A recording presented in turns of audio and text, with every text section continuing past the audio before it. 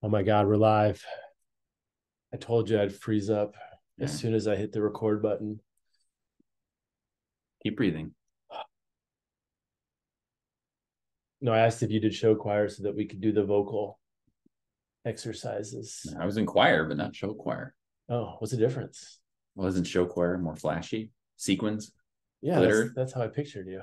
Yeah, no, Okay. just regular boring Lutheran Yeah. choir. Wow. Yeah. Okay. Mark, thank you for joining me. Hi, everybody. I'm Mike. Um, Mark and I were in the Shannon Leadership Institute together, and I wanted an excuse to hang out with him again. So I invited him to the talk show. I think that's what we're going with. And the note card, still have a name for it. Last time I talked with Jason, we're going to have a name for it. The note card show, talk show. Okay. Yeah, and I was telling you the idea and genesis about this is I know a lot of great people. You're one of them. Congratulations, in case you're on the fence. Can I We're put that on wondering, my? put that on your card. You get Well, to no. write. Can I put it on my LinkedIn? Yeah, Okay. great people, according to Mike. I mean, it'll keep you away from most jobs. So, There.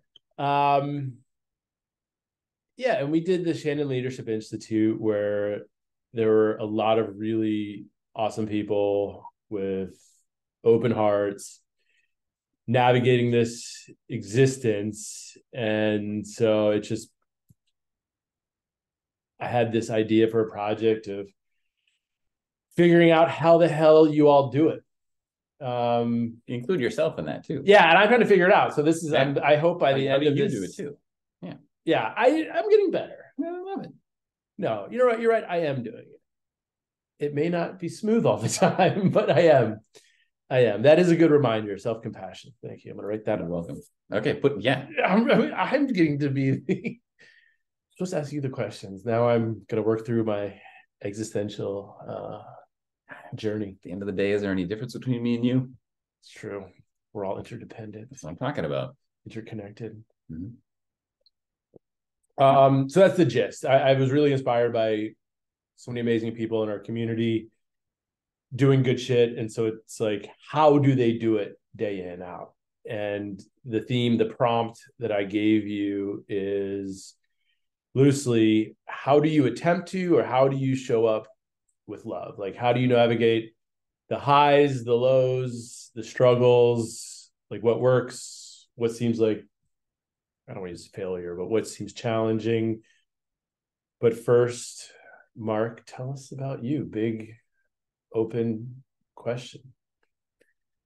Yeah, when I used to apply for jobs and they'd say, "Well, tell us about yourself," I'd say, "You have my resume. What more do you want?" I would freeze. I just gave you my whole what. Why don't you ask me a more specific question? But I didn't give you my resume. So okay. So I started working in 2005 2004 for a man named Bill C. Brown. I'm not going to go through my resume. Sorry. Yeah. Yeah. Thanks, Mike. I'm glad to be on your wildly popular television show or whatever this is. I didn't realize that you got a gig with YouTube. I would love to be on YouTube someday. It sounds like a big. The application was long. Yeah, no pressure, but we had Jason on last week and he went viral. I think he's up to, maybe 14 or 15 views. So 12 of those were you, yeah, right? Yeah. Oh yeah, we haven't discussed your compensation yet and royalties. I get money every time that you get a view, right? True. I think. I don't know. Okay. All right. So I do want to learn more about you. What is something that brings you fulfillment or joy? More of these big, huge, open-ended questions, or purpose. I mean, not to be too cliched, but I really enjoy my family, especially my boys. Yeah. Got two boys that are 12 and 14, and they're just, it's really fun having a small human. And it's terrifying to like think about, oh, I need to like make this human a decent human. But they're good kids. It turns out they're good boys. I mean, even last night they kind of got into a sort of a fight, and the younger one Older one kind of went off, you know, he was like, oh, he's going to get ready for bed. The younger one said to me, well, I guess I can, you know, practice practice, you know, how to give an apology, because we learned that in health class a couple weeks ago. I'm like, Wow. what? Okay, great, that's fantastic. And so he went to his brother and, you know, did the apology like his health teacher taught him. So yeah, right, like those things where you're going, oh, this, I've got a good kid living in my house, he's not a bad guy at all, in spite of all the things that I'm sure I've screwed up along the way. So you know, family, big, that's a big deal. But I think for me, kind of my driving the thing that makes me go, oh, I feel really alive, is just connecting with other people. So having the chance to sit down and just talk with people is fantastic. So thank you for helping me feel alive tonight. Wow, I'm glad. Well, I appreciate our friendship and our joint love of when we bonded over Neem Karoli Baba. I met Mark, and Mark shows a picture of a guy from India. He's like, this is my guru. I try. Still there. There we go. That's the Maharaji. And if you don't know Neem Karoli Baba, he, gosh, how do I give a proper introduction? But I love Ram Dass. You love Ram Dass, and he talks about his spiritual guide who, you know, for all intents and purposes, I don't know if it's the right word, but, you know, he would perform miracles, although that wasn't his thing. But his basic premise was just be love, you know. And then Ram Dass, I remember Ram Dass being like, oh, well, tell me more. Like, what the hell does that mean? He's like, all right, you know, if you need directions, feed people, be love. And then I think he even goes on and says, tell the truth. And like what, treat everyone that you meet like God, or oh yeah, right. Treat or everybody as God. Jesus, or, yeah. So that was a cool connection. That was a great connection. Yeah, I thought you were a real weirdo. I am a weirdo. Yeah, you are. So it's good that I got an accurate picture. But I'm like, oh, this dude knows who Maharaji is, and knows and has, you know, read some Be Here Now, Ram Dass stuff. And so I'm like, all right, cool. So that was a good sort of first connection that we made there. That's fantastic. So no, it's nice to have like, all right, I'm going to tackle these amazing cultures and philosophies, and then be like, all right, well, kind of like this conversation, well, how the hell do I do my job and navigate traffic and navigate the injustice and like all that's messed up in the world? I don't know. I haven't quite figured it out. What? I'm not an enlightened being. I brought you on as the enlightened being. Son of... I brought you on. Sold a bill of goods. I marketed this. The title was going to be EnlightenedMark. Because I'm meeting with you. Because I come here and I get enlightened. I show up and I'm like, oh, damn, I get to hang out with Mike. And now I'm enlightened. And now it's just a couple of knuckleheads talking to a screen by ourselves. I'm just glad God's not humping my leg. My mom might view it later. Oh, poor Dolly. She's like, that was a one-time incident, Mark. Dolly Barton's my dog. That may or may not have been humping Mark's leg. Wildly popular across the political spectrum. That's Dolly true. Barton, yeah. Yeah. Sorry, I interrupted with my rage about the fact that you're not an enlightened being, but go on. Yeah. Well, no, I'm just really trying to craft that joke for take 2 or 3. Instead of enlightenment, EnlightenMark. Okay. All right. That could be the name of your podcast, because you can make a lot of money if you sell. If you sell this wellness and spiritual stuff, you can make a lot of money, right? Yeah. That's the whole purpose. It's not to take care of humanity. I digress. Wait. No, I reversed it. Okay. Yeah. Yeah. All right, fine. Good. All right, you ready for the prompts? Okay. I gave Mark the note card. I said no pressure, but you have 5 minutes. And I also gave him a peanut butter cup. Trying to make sure I get some sort of sponsors to make sure there's a real sense of materialism. Wait, there's gonna be a crate of this at your door in 2 weeks. They'll go, oh, you mentioned us. They're like, we sold 14 bags of this. That'd be great. It's not spirituality unless you're promoting something. That's true. Next, we'll ask for money. Yeah. All right, I gave you the prompt. No pressure to enlighten us, yourself. There's going to be a spontaneous enlightenment. But how do you show up with love? What are you navigating? And the question, by the way, can be, their answer can be, I don't effing know. But I like you. I'm curious as to how the hell you get out of bed every day. What motivates you? Yeah.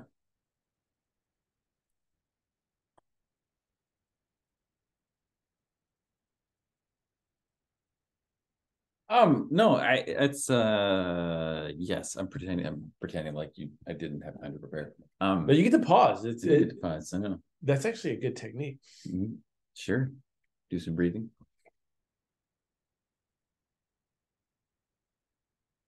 I think so. You alluded to some of it, which, and I think I've talked about this more than once, in particularly in the Shannon space, but I've also talked about it with, like, bosses I've had, where the mantra that I try to use to inform how I'm approaching just about anything is love everyone and tell the truth, which is it's attributed to either Ram Dass or Maharaji, but just that sense of recognizing that everyone is worthy of love and deserves love, and it's a great pathway to connecting with other people is through love. And then telling the truth in terms of, like, just talking about things as they are, what's really going on, and saying the truth, regardless of how hard that is or whatever. That's been sort of my guiding principle, and so in a lot of spaces, as much as possible. There's something really, really powerful about taking that idea of loving everyone and figuring out how to apply it in all sorts of different spaces, because there's a lot of freedom in that when you go, oh man, I really hate these people who think this way or do this thing, right? Like, say more. It's really easy to demonize people who are on the other side of the political spectrum or whoever doing whatever. But when we recognize that they are just humans who want and deserve and need love, and just like me, like, they want happiness just like me, they want love just like me. It really helps at the very least to just soften my own feelings and attitudes and everything, right? Like, it's really easy to sit around and go, I can't believe these jerks did this thing, which is just pretty toxic. You're just poisoning yourself and your consciousness on an ongoing basis. And to take that sense of, how can I love this person and love those people, and have some sympathy and empathy for where they're coming from and why they feel the way that they do, it makes it a lot easier to navigate existence. And it's, even people who do terrible things still want love. They still need love. And, perhaps the reason they do terrible things is that they haven't had enough of that. And what are we doing to, like, how do we build more of that all over the place so that we can, love as crime prevention is kind of what I'm aiming for here. So I think, we'll just require police officers to have training in giving good hugs. So I'm writing that one down. Yeah. You're welcome. Hugs. No, that is important to, and hard. Sometimes it's easier. Like we were talking about earlier tonight, where it's like we're driven by fear. It's easier to point at somebody as the other instead of, like you said, it's like we're all the same. And one, is even a miracle that we're here, that somehow all these circumstances came about.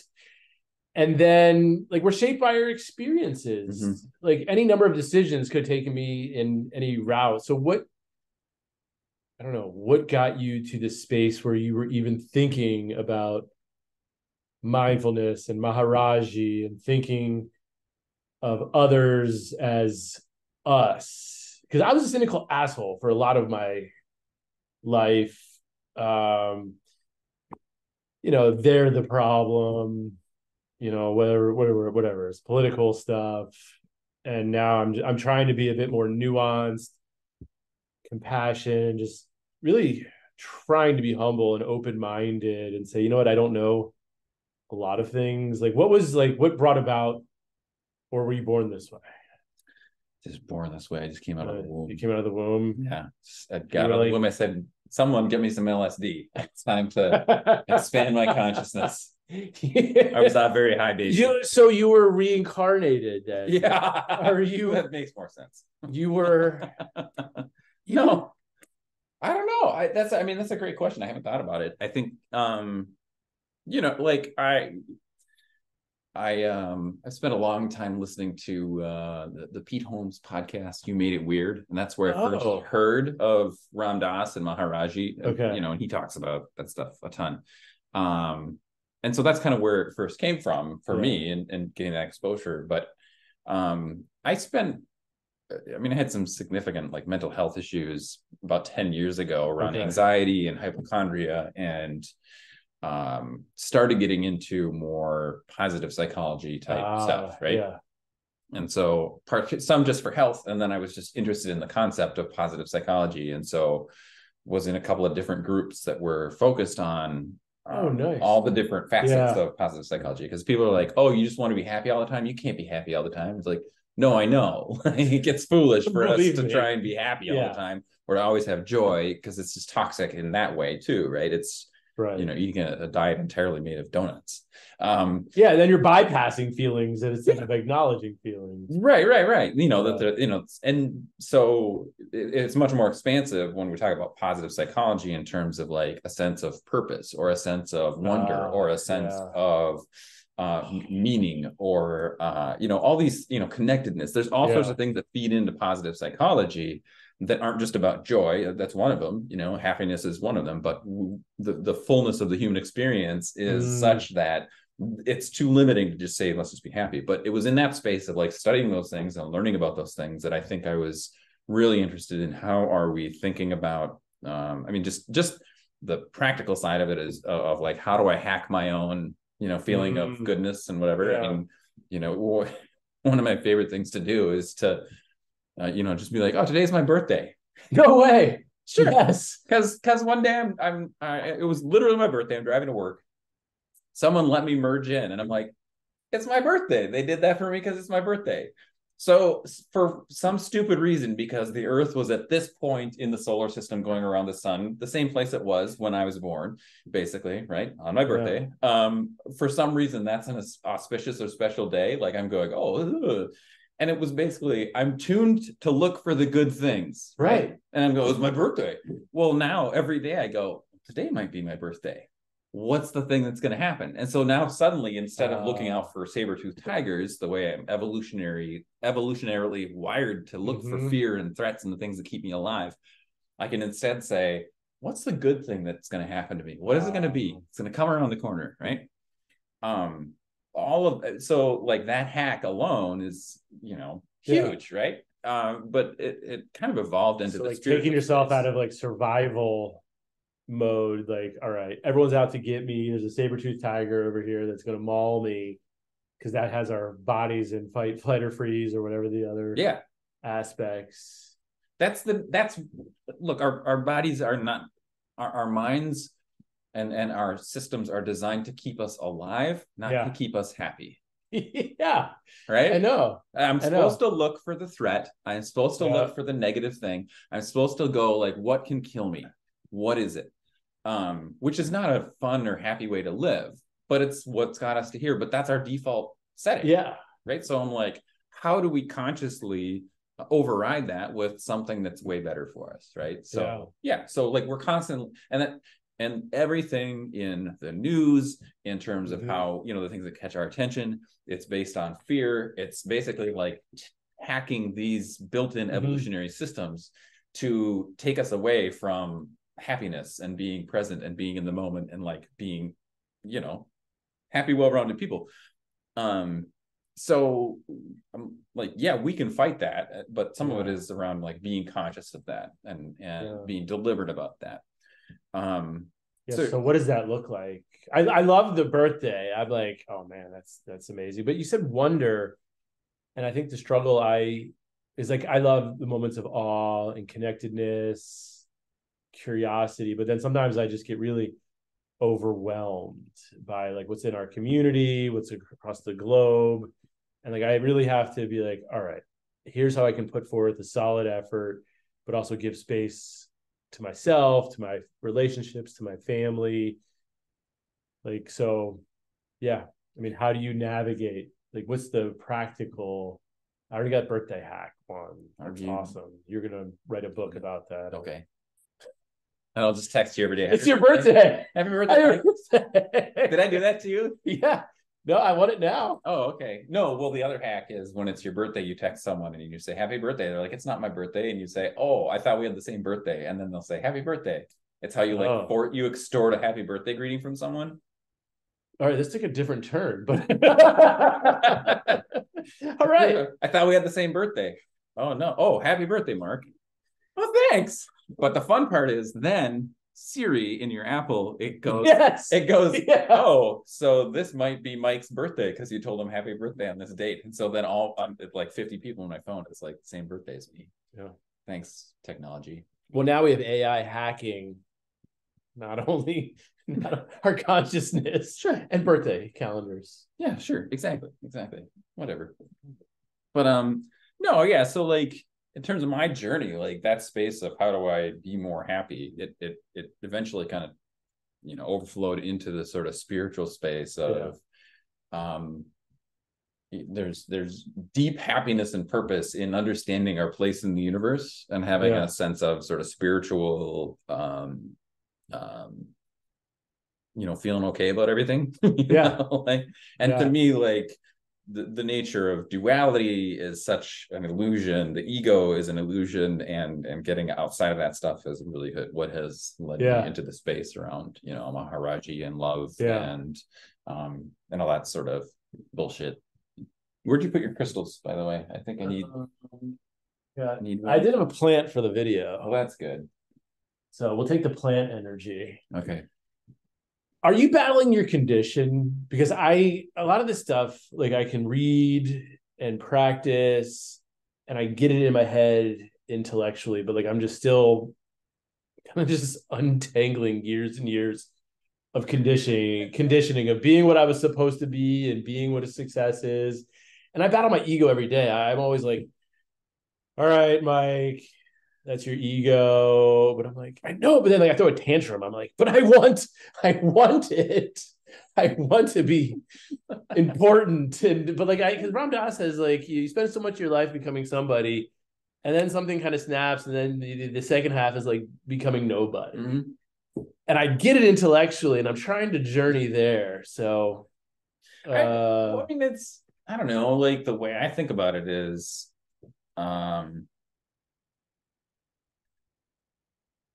it's one thing to say I want to get to this place. Mm-hmm. It's another, sorry, I keep banging the table. It's another thing to say I want to be away in the world, right?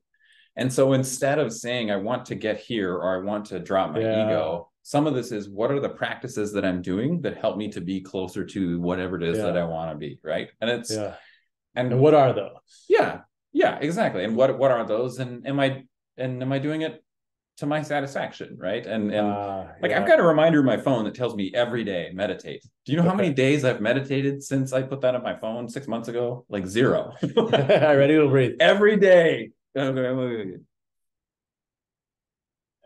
There you go. You've meditated. Yeah, totally. Well, and you know, some of that is not doing the disservice to myself to beat myself up for not doing the thing that I think I need to do, and instead going, all right, I'm not doing that. But what am I doing meditatively? How am I just stopping and going, look at the sky, feel this table, just listen to the dishwasher, like whatever the fuck is going on, like to just tune into that, right? We don't, you know. It helps with parenting, right? Yeah. Oh, for sure. Well, and how do I demonstrate that for my kids? Yeah. Right. So that they can see those moments of dysregulation and, you know, being ratcheted up or whatever, caught in my ego, and where I just go, I'm just going to stop and I'm just going to breathe for just a minute. Yeah. You know, So, and it's funny because I try and get like my youngest will get angry about something. He has a huge temper. He'll get really, really angry and just like he's flooded. And for a while, I would have him stop and be like, let's just do some breathing exercises together. Mm-hmm. And about a month ago, you know, he's furious about something. And I'm like, come here, come sit with me. He's like, what are we gonna do? Breathing exercises? I know. I said this I'm like, son of like, but I said, no, that's fine, because some of it is like, why do something he's gonna resist? Right. So I said, no, let's just sit down. Right. What are you feeling right now? Mad. I'm mad about this thing. Yeah, I get that. Yeah. And just let it sit there. Right. 5 minutes later, he's like, I feel better now. Thank you. I was like, what? I know. It's amazing, right? Well, I think of all the times when this is great because I have a 13-year-old, and I think of all the times where there wasn't space for my feelings. It was like, nobody's got time for how you feel. It was like, do the next thing, or being told how to feel. And like, what an invitation from a father to say, hey man, just take a few moments and just feel. What are you feeling? It's not good. It's not bad. I'm not telling you how to feel. Like, what if we just had a lot more of that in life? Oh, totally.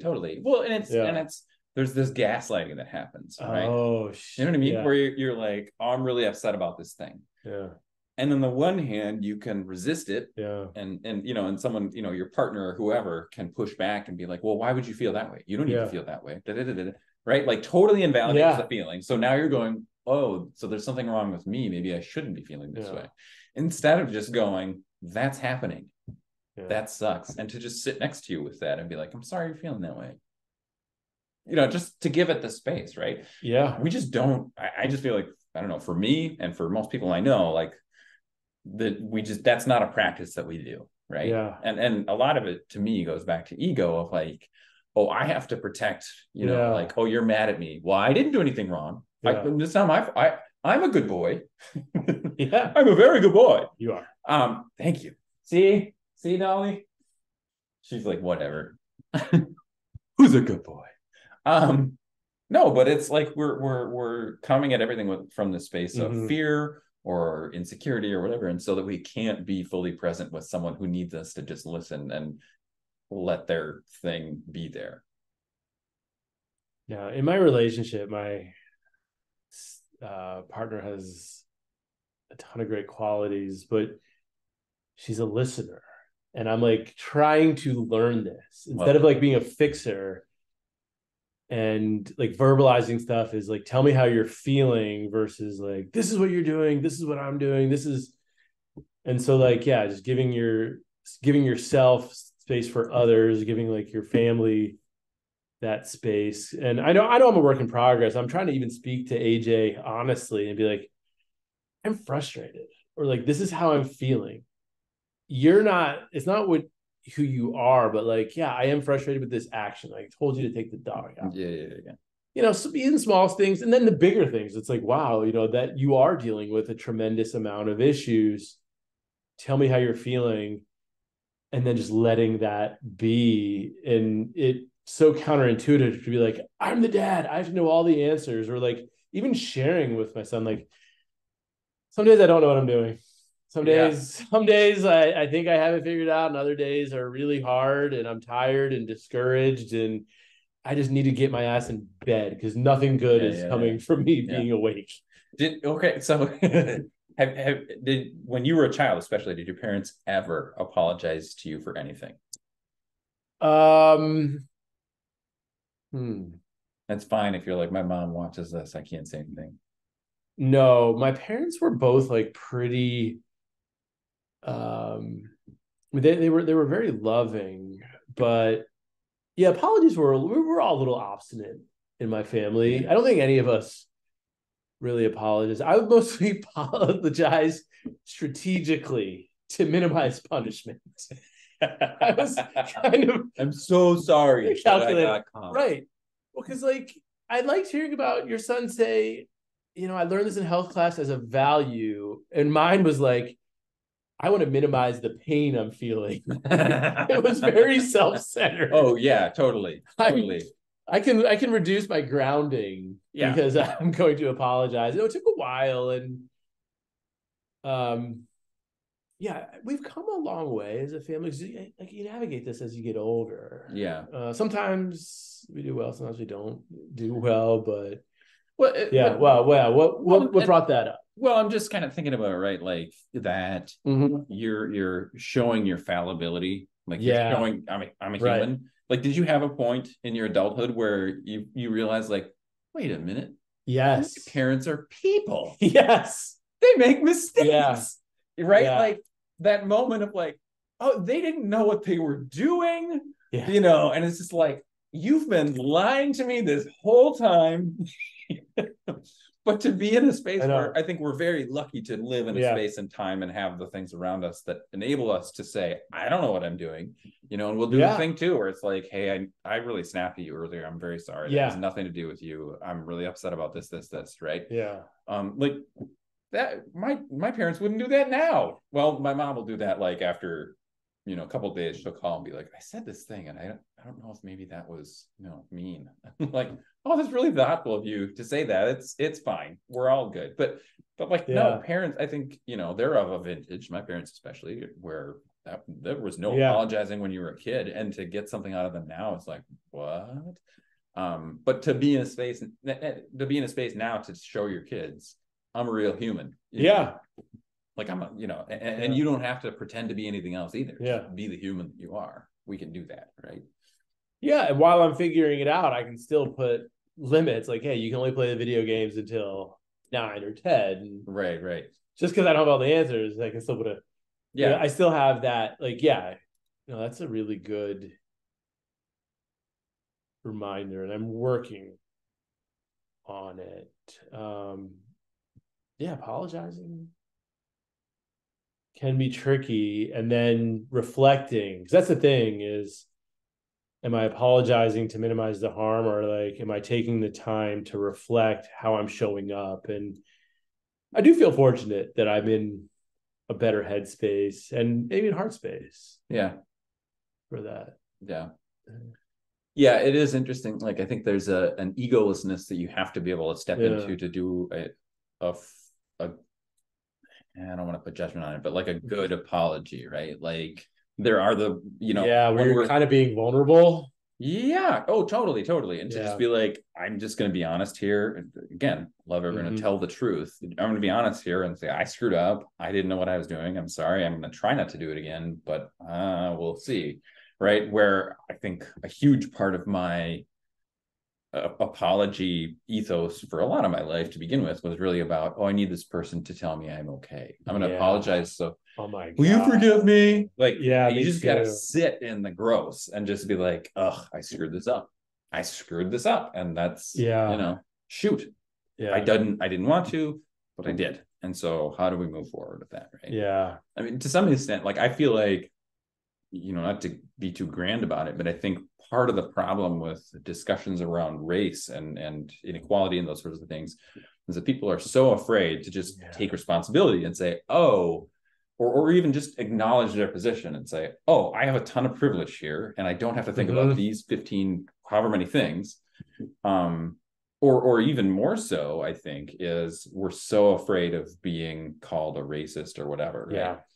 When the reality is all of us we're all just trying to figure this out. Yeah. But if we're in a place where we're demonizing and canceling or whatever, when someone makes a mistake, and of course there are situations where this person does need to be held accountable. They need to hold themselves accountable. But in those places where it's like, oh, I really screwed up, shoot, we have to have the grace to be able to say, we're all still learning here. Yeah. And okay, you screwed up, but we're in a place where we demonize so much of that stuff that we're just afraid. And so it's like, oh, I can't do anything wrong. And I'm like, if we can solve that, if we can open our hearts in that way as a society, as people in community together, that's going to go a long way to make things better. Because think about the people who are, like old school racist, or, they just have racist ideas because that's what we're brought up with. Right. Yeah. Fear and ignorance and all the other sources. Or they say something that's like, oh, that's not cool. Like, we don't say that anymore. Like, no one should be like punished or shamed for that, especially in those cases where they're going, oh, I didn't know. Shoot, now I know. I'll do better. Right. But we're just, I don't know. My heart feels like we don't have enough of that right now in society to set the stage to help bring everyone along on that journey. Right. Yeah, no, it's such a good reminder, because because people, their natural inclination is to be defensive. Yeah. And that's why I love all the works of Bell Hooks, where Hmm. like, how do we look at things with love, compassion, grace, and understanding, especially the hard stuff, not Yeah. just like, oh, Yeah. you hit my car, but no, there's been this systemic hatred and injustice, and that's caused the worst types of trauma. How can we approach that with love and look at it holistically? Look at it Hmm. as it's all of us have a collective, not just responsibility, but opportunity Yeah. to work on it together. And how do we get there? Yeah, it's hard because you have to wrestle with a lot of it's like, well, I can know the book answer, but I got to really look within and do the hard work. Be like, where are my biases, and Oh where yeah. where am I caught? Like, yeah, I was a public defender. I always had to look at like, where am I causing more harm? Like, I think I'm Yeah. a crusader for good, but it's like, ooh, I'm actually causing a lot more harm here. A lot of some of the times, and like, how do we take a good look and then just accept people when they do have that like moment of like, here's all that I am, and that's such a good point. Like, how do we show up with love in those circumstances? And yeah, I'm just trying to be intentional and look at it and say, all right, today was okay, or today wasn't the best, but not like beat myself up, and just say, all right, how do we tackle tomorrow? No, totally. Well, Yeah. and a lot of, I think, getting through the day to day is to give yourself and everyone grace, Mm-hmm. right? And like, I'm trying, Yeah. like I'm trying. And even those days where it just doesn't go well, it's like, did I try? Yeah. Okay. That's enough. Yeah. And Yeah. like, can always do better, can always do better, and should always Right. be Because trying that's to the do better. accountability Yeah. Right. part. Right. Yeah. Yeah. And Yeah. it's in all of the things, right? Whether it's, Mm-hmm. being a more socially conscious person and behaving in ways that are more equitable and serving everyone in a much more fair way, or if it's in the much more selfish, like just being Mm-hmm. more mindful and more like Yeah. present in whatever moment and not getting swept up by my own emotions, right? Like Yeah. there's always the self-flagellation that I can do to be like, oh, I screwed that up, because I screw up things all the time. But I think Yeah. there's such value in finding the grace for ourselves and for others, Mm-hmm. that it's sort of this lubricant that just makes everything go a lot smoother, Yeah. just like way better. And it's, I Yeah. think, when we are our best selves, we have enough of that to like help and salve everything. But when we are, when we've been depleted and it's Yeah. the end of the week and we're just like, ugh, Yeah. I gotta drive to fucking Arden Hills or St. Anthony or wherever it is. It's like forever away from where I live.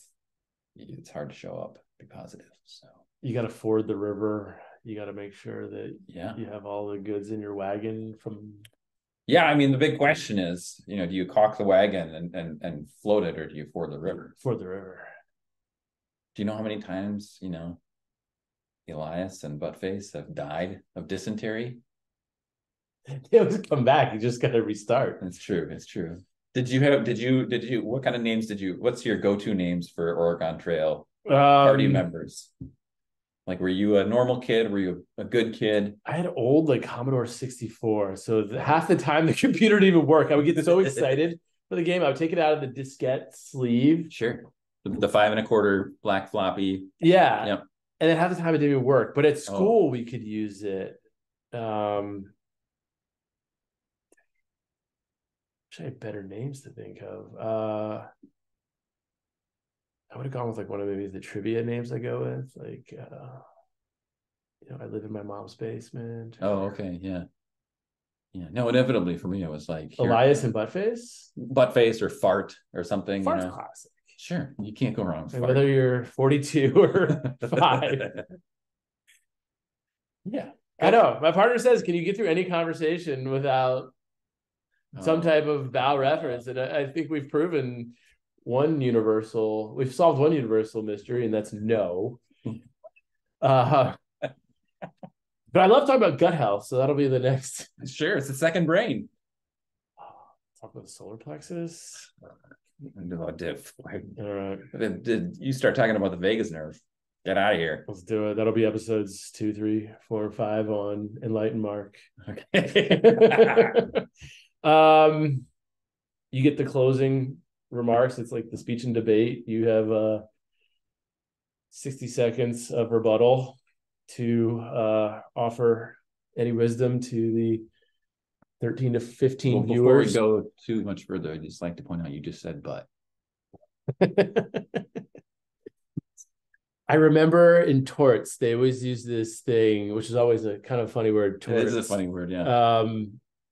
Class, they always had the but for clause. Tortlets. They'd always have a but for clause, like but for. And so, I mean, I'm 26 and like, Yeah. like don't lose it. Don't lose it. Because then in also torts, there was also a duty. So Sure. What was your All duty? the duty. So you said the but for clause and duty. So torts was a hard subject. Oh, that's tough.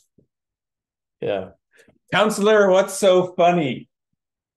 Do you have something you'd like to share with the court? But for these remarks, I would not be giggling like a fourth grader.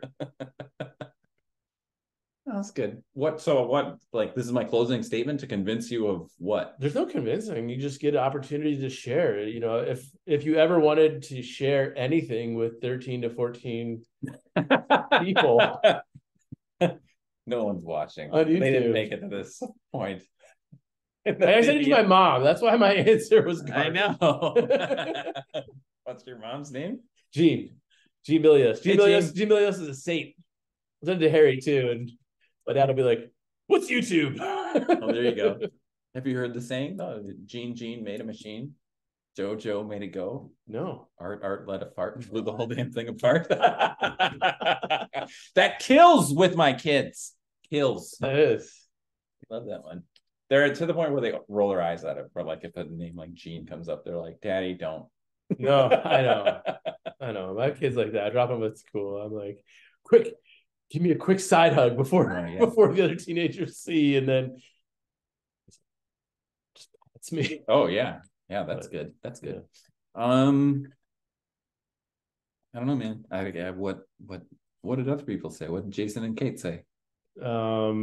Just some like life-changing shit. No pressure. It was like Rumi combined with Whitman and with like the strength and perseverance of Rosa Parks. Is just no pressure. Okay. I mean, but I know is actually quite profound in and of itself. So we can go Persian mystic, we can go transcendentalist, we can go civil rights. Yeah. I mean, yeah. Look at the big brains on EnlightenMark. Sure, EnlightenMark. That's right. No, this is great. I think everyone needs to be talking about this stuff, and the more time we can spend in this space, the better everyone's going to be. My wife hates this stuff though, so like it's just a joy to be here talking with someone. You give me a platform to spew my terrible ideas to all 15, 16, maybe 17 people who watch this. It's amazing. So no, I think my closing words are love everyone and tell the truth. Damn. No, I appreciate it. And no, this is my love language, existential philosophy, and how the hell we're living on this blue marble in billions of galaxies. And so, as you know, I think you're awesome. Thank you for joining the talk show and welcome to the set. And we'll see. We'll have your agent talk to my agent and see if we can get you back on. That'd be great. As you know, all you can eat. I would say these are unreal. The peanut butter cups. All right, everybody. 13, 14, maybe 20. Thanks for tuning in. Cue the exit music. I'm like, did I even hit?